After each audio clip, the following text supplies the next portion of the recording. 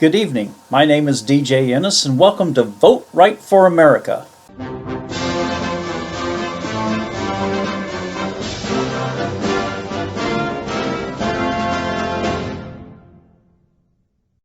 In our last episode, we went over the February 29th South Carolina Democratic primary results and the March 3rd Super Tuesday primaries, in which Joe Biden propelled himself from third place to the top man with the most pledged delegates for the Democratic National Convention.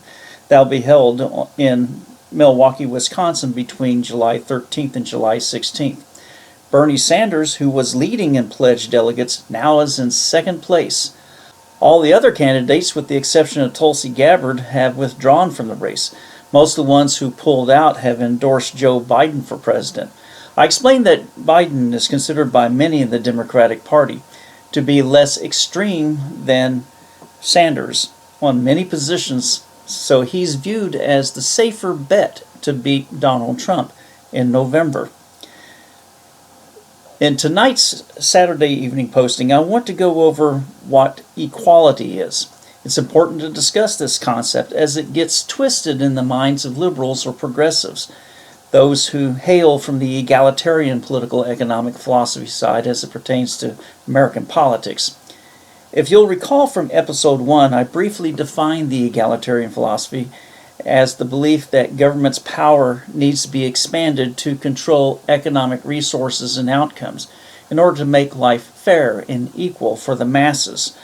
During the series of Democratic presidential debates, the candidates voiced how they would handle such things as income inequality, or how they would go about raising poor people's incomes and quality of life by making sure the 1%ers, the 1% of people who have amassed the largest fortunes in this country, pay more taxes to pay their fair share, which is a throwback term from the Clinton administration in the 1990s. To them and their political base, income inequality is a problem, that somehow it's unfair that a few people have abundance of wealth while others may have financial struggles. They sense that this is unfair and that government can somehow help make it fair by playing the role of Robin Hood, a fictional thief who took from the rich and gave to the poor. As I pointed out in episode 3, there appears to be some confusion among egalitarian groups like Democrats, particularly activist Democrats and Democrat politicians, about equality in opportunity and equality in results. Equality in opportunity and equality in results are two philosophies about equality. First, we must admit life is not fair. Not everyone has the same physical and mental prowess. Not everyone can learn the same skill sets at the same level as others. Our financial and economic conditions don't match up with others. Some are born into wealth, some into a lesser affluent financial condition, and some into poverty. So we don't all start out financially equal, much less physically, psychologically, emotionally, mentally, or spiritually. Thomas Jefferson began the second paragraph of our Declaration of Independence with these words: "We hold these truths to be self-evident, that all men are created equal, that they are endowed by their Creator with certain unalienable rights, that among these are life, liberty, and the pursuit of happiness." The word unalienable means that it's something that cannot be taken away. We are created equal and have certain rights that came from our Creator, whether you believe in a divine Creator or not, that cannot be taken away, which includes a right to life, a right to liberty, and the right to pursue happiness. That means we already have these rights, and a good government should simply acknowledge those rights. Government doesn't create rights, but that's lost on egalitarians. Now, back to equality in opportunity and equality in results. I believe in equality in opportunity. I believe people should be afforded the opportunities to improve their conditions and situations in life, including financial and economic improvements. I believe people should be treated fairly and equally, that they should not be discriminated against from participating in achieving a goal because of his or her family's background, his or her gender, his or her religious beliefs, his or her national origin, his or her age, and his or her ethnic background, and race or as his or her sexual preference. I also accept that there are people who have been given opportunities, but they piss on them.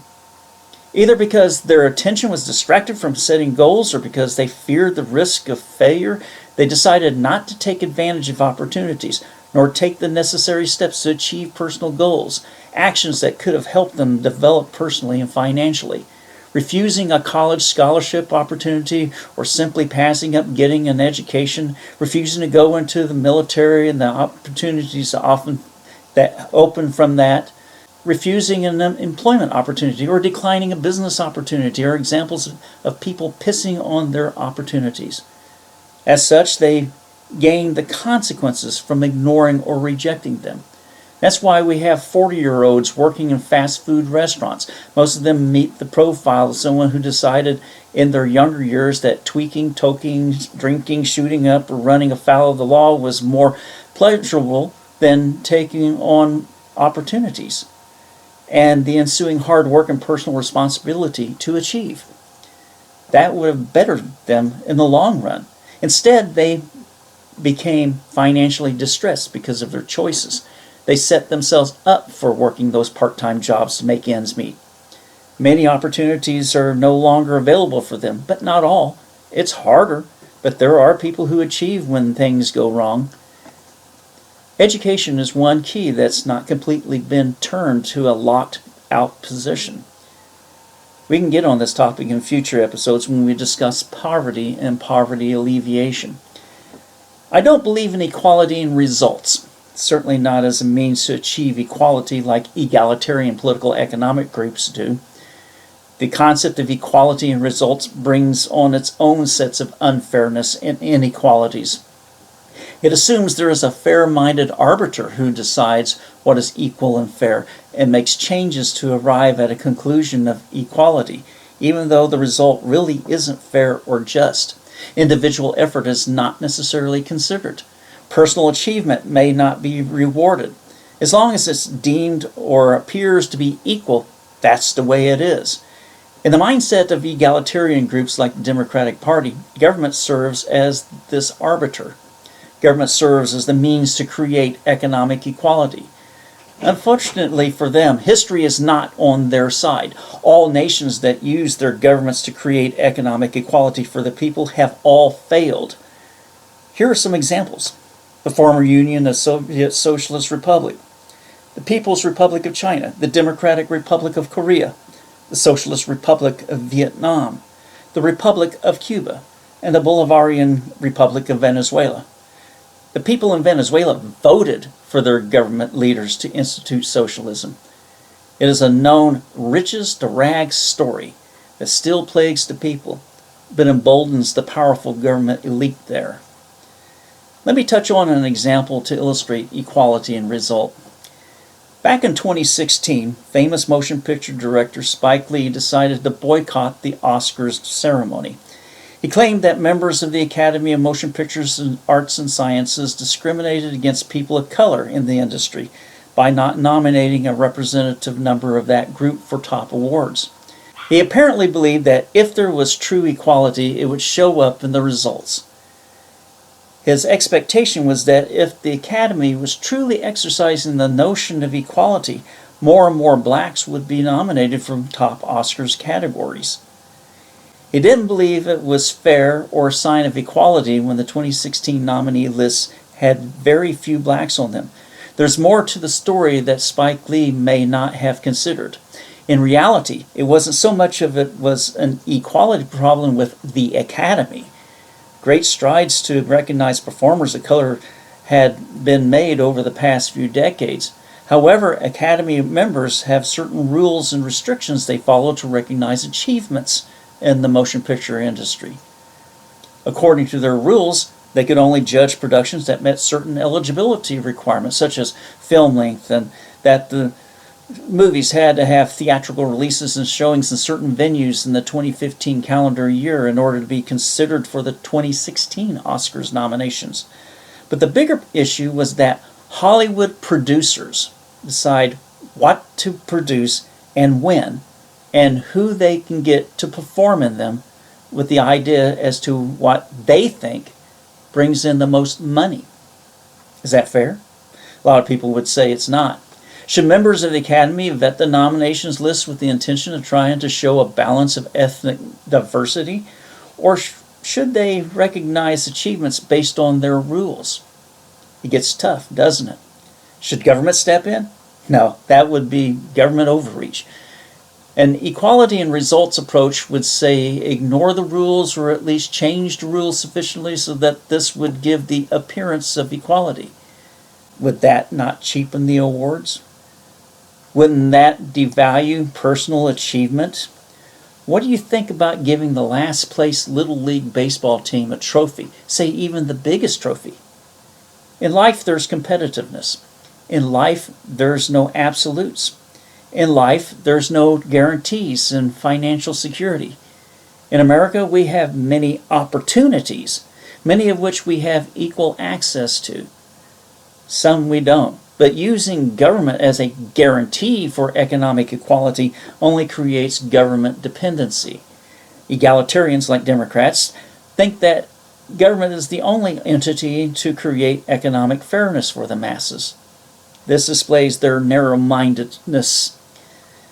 They think government is an arbiter on this.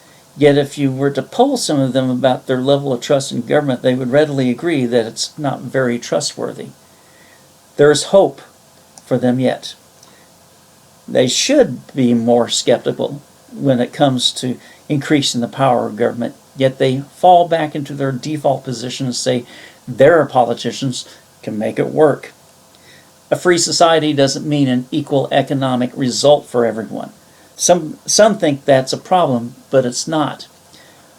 What we have in a free market and limited government nation, we have a means for people to achieve some level of financial security, but it's not without working for it and taking personal risks and responsibility. When government inserts itself to create economic equality, it fails because the empowered bureaucrats and politicians decide who benefits from their actions. So the egalitarian political economic parties, like the Democratic Party, are very short-sighted with their ideal plans using an equality in result concept, in that they would never achieve economic equality for everyone. If they put in who they think could make it work in top government elected offices, the result is not what they think it would be. They may think that the end justifies the means. What they don't realize is that often the means they would use in their attempts to obtain a particular end also changes the end. You're watching Vote Right for America. Please subscribe to this blog. It's free. And you can also email me with your comments and questions at vrfa.djennis@gmail.com. And please comment.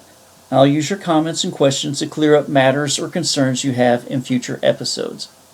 Good evening.